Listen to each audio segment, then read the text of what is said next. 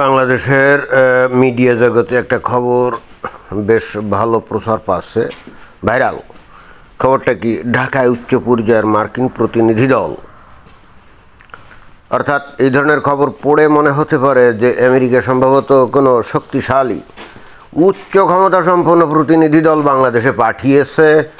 এবং এই খবরের মূল উদ্দেশ্য কি? মূল উদ্দেশ্য হচ্ছে যে বর্তমান সরকারের সাথে আমেরিকার সম্পর্ক তো বেশ কি বলা যায়, অনেক কম। কারণ ডক্টর মোহাম্মদ ইউনূসের সাথে ওই যে আগের সরকার আমেরিকার ডেমোক্র্যাট দলীয় সরকার, ওই যে জো বাইডেনের তো একটা ভালো সম্পর্ক ছিল। তো এখন ঘটনাচক্রে ইলেকশনে তো জো বাইডেনের দল হেরে গেছে, ডোনাল্ড ট্রাম্প ক্ষমতায় আসছে। আর ডোনাল্ড ট্রাম্পের যে পররাষ্ট্রনীতি, এটা তো একেবারে জো বাইডেনের 180 ডিগ্রি উল্টো।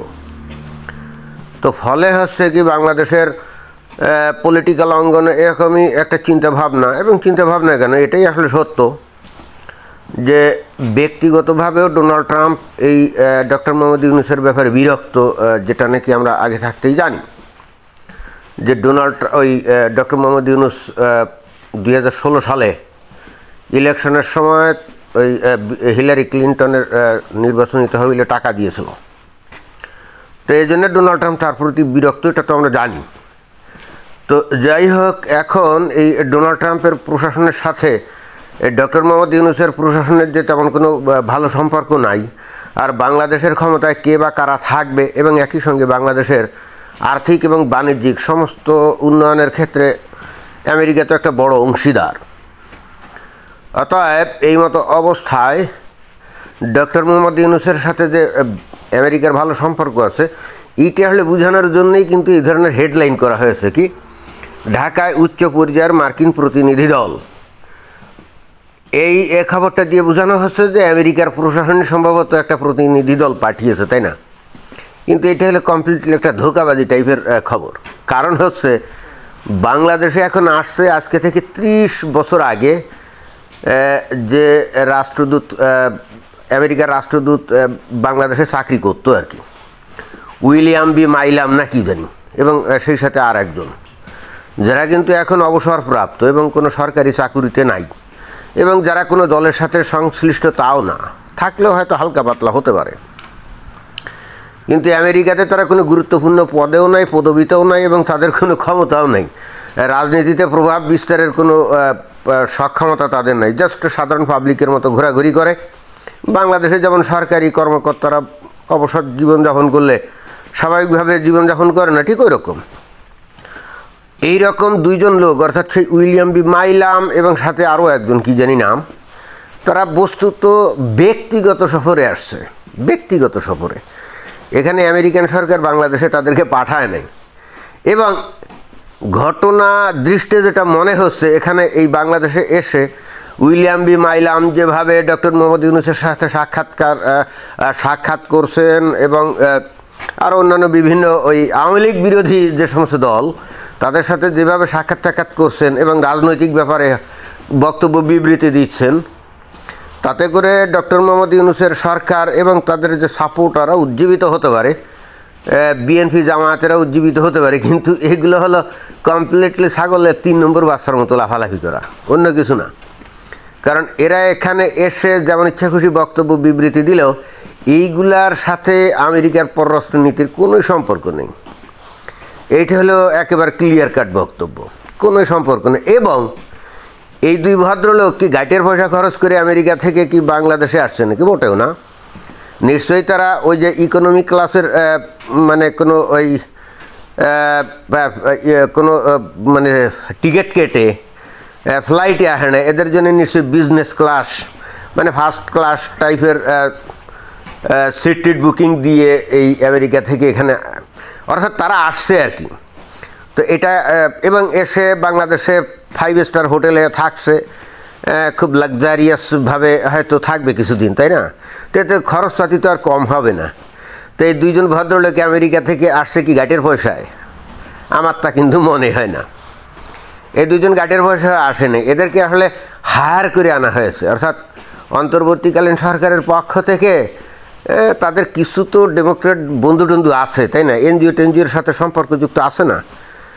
আসলে ডেসপারেটলি এই অন্তর্বর্তীকালীন সরকার এই দুইজনকে খালি আসা যাওয়ার খরচ দিয়েছে, থাকার খরচ দিয়েছে তা না। আমার মনে হয় যে বাংলাদেশে এসে অন্তর্বর্তীকালীন সরকারের পক্ষে কথা বলার জন্যে বেশ বড় রকম ধরনের হাদিয়া তাদেরকে দেওয়া হয়েছে, এবং ঠিক সেই কারণে তারা এই বাংলাদেশে এসে এই সমস্ত কর্মকাণ্ড করছে।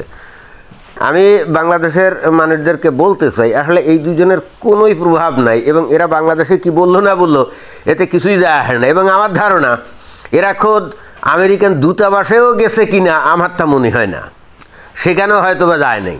কারণ আমেরিকান দূতাবাসে এখন বসে আছে কে? ডোনাল্ড ট্রাম্পের মনোনীত লোক, তাই না? তো ডোনাল্ড ট্রাম্পের মনোনীত লোক থাকলে সেখানে এই উইলিয়াম বি মাইলাম বা অন্য যে লোক যারা নাকি হয়তো ডেমোক্র্যাটদের সাথে সংশ্লিষ্ট বা এনজিওর সাথে সংশ্লিষ্ট, তো এরা কি ওই আমেরিকান এম্বাসিতে যাবে নাকি? মোটেও না।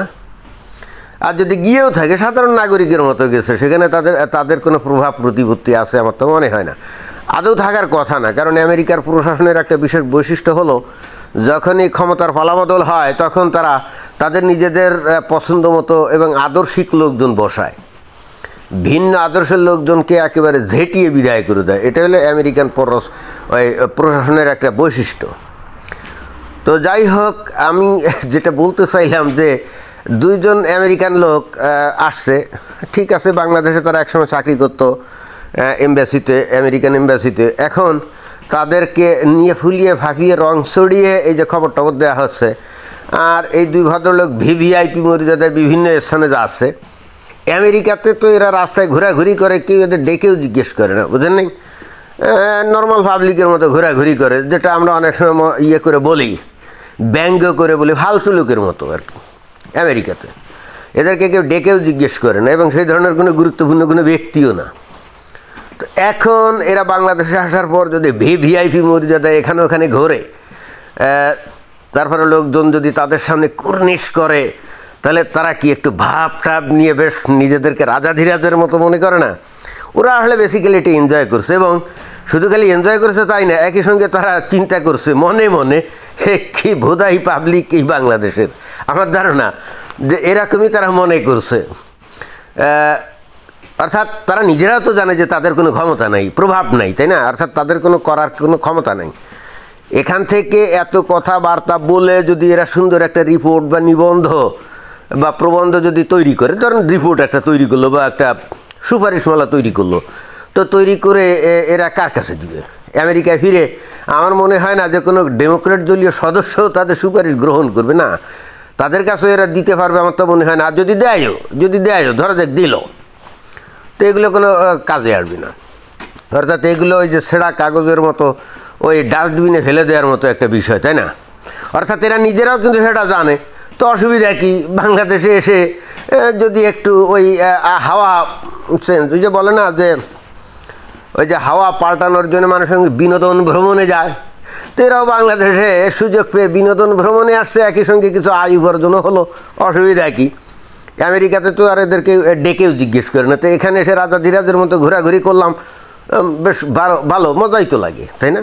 মজাই তো লাগে। আর একই সঙ্গে মনে মনে যে বললাম না যে বাংলাদেশের পাবলিককে তারা ধুর পাবলিক, ভোদাই পাবলিক মনে করে, যে এত বোকা হয় কী করে একটা দেশের মানুষ। এবং নট অনলি দ্যাট, এরা নিশ্চিতভাবে এই যে বর্তমান সরকারের যে প্রধান উপদেষ্টা আছে না, তাকেও মনে করছে হায় হায় হায়, এই লোককে আমরা এতদিন কী ভাবতাম, আজকে এই অসহায় হয়ে গিয়ে আমাদের মতো লোককে ডেকে এনে তার দেখাতে হচ্ছে, বাংলাদেশের মানুষকে বোকা বানানোর জন্য দেখাতে হচ্ছে যে আমেরিকার সাথে না জানি কত মহরম সম্পর্ক, তাই না?